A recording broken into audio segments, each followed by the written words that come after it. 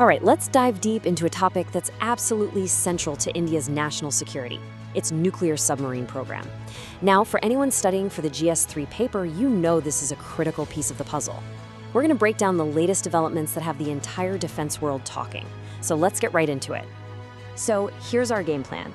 We'll start with a cryptic signal that sparked all this conversation. Then we'll unpack what makes India's undersea deterrent so incredibly potent. After that, we'll dig into the why, the strategic reasons for this huge effort. And finally, we'll look at what's next for self-reliance in this high-stakes game. So where does this whole story begin? Well, not with some big flashy press conference.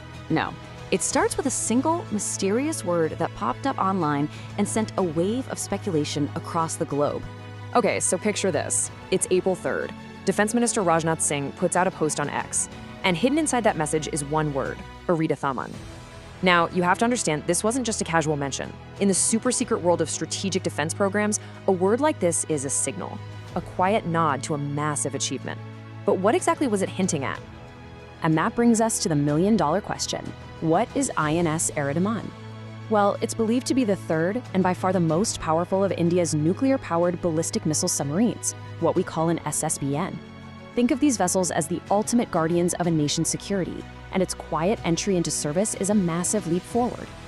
To really get why Aridhaman is such a game changer, we need to zoom out a bit. We've got to see where it fits in the bigger picture of India's strategic deterrent. And that means talking about something called the nuclear triad. So what is a nuclear triad? It's actually a pretty simple concept. It just means a country has 3 different ways to launch nuclear weapons, from silos on land, from bombers in the air, and, the most important one, from submarines hidden in the ocean. And that sea-based option, that's the ace in the hole. It's considered the most survivable, guaranteeing you can strike back no matter what. And when you look at who actually has this capability, well, it's a very, very exclusive club. Joining is incredibly tough. We're talking about massive technological hurdles, from shrinking a nuclear reactor to fit in a sub, to actually launching a missile from under the waves. By building its own SSBNs, India earned a seat at this very small, very powerful table. So let's quickly trace the journey. It all started back in 2016 with the first of its class, the INS Arihant. Then, earlier this year, INS Arigat came online. And now, the speculated commissioning of Aridhaman in 2024, with another one on the way next year, you see the pattern? It's not just steady progress. The pace is actually picking up. Now, this is where it gets really good. Aridhaman isn't just another sub, it's a quantum leap. For starters, it's bigger, but the real story is the firepower. It can carry double the number of the shorter-range K-15 missiles and, get this, double the number of the much longer-range K-4 or future K-5 missiles. That's a massive upgrade to India's strategic reach. And let's focus on that number for a second, 7,000 tons. Why does that matter so much? Well, in the submarine world, size is everything. A bigger displacement means more room for a more powerful reactor, more weapons, and more supplies. All of that lets it stay submerged and totally invisible for much longer patrols, making it an even scarier deterrent. Okay, so we've covered the what. We know what these subs are and what they can do. But now let's tackle the really critical question, why? Why is this capability so absolutely essential for India's security right now? It really all boils down to India's no first-use nuclear policy. That's a promise to the world that India will never be the one to start a nuclear conflict. But for that promise to be a credible deterrent, any potential adversary has to know with absolute certainty that India can survive a first strike and still retaliate. A silent SSBN, prowling the ocean depths, is that absolute guarantee. It's the ultimate insurance policy. And believe me, the need for that insurance policy is growing every single day. The Indian Ocean used to be a relatively calm part of the world. Well, those days are over.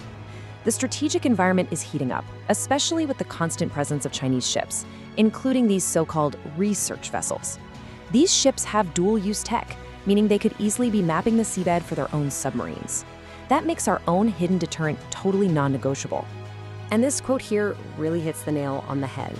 The very nature of conflict has changed. You can't put it in neat little boxes anymore. A crisis that starts on land can spill over into the sea almost overnight. We see it all the time. The big takeaway is that you need to be strong and ready everywhere, land, air, and sea. Okay, so this whole amazing program also plugs directly into one of India's biggest national missions, Atmanirbhar Bharat, which is all about achieving self-reliance, especially in defense. So why the huge push to build these incredibly complicated machines right here at home? Well, you just have to look at the world today. Conflicts like the war in Ukraine have shown us just how risky it is to depend on global supply chains. Relying too much on other countries, even close partners, is a major strategic weakness. So this has lit a fire under India to build its own stuff, and the SSBN project is the absolute pinnacle of that effort. And the ambition definitely doesn't stop here. After the next SSBN is launched, the plan is to build India's first indigenous nuclear-powered attack submarine, or SSN. Now, if the SSBN is the ultimate deterrent, think of the SSN as its bodyguard. These are the hunter-killers of the deep, designed to protect our deterrent and control the underwater battle space. It's a clear, long-term vision for total undersea security. So we end on this thought. India's silent vanguard, its underwater shield, is growing stronger, more capable, and more self-reliant with every single vessel. But in a world where the oceans are getting more crowded and more contested, the real challenge is to keep innovating, to keep investing, and to maintain that critical strategic edge. The answer to this question, well, it will define India's security for decades to come.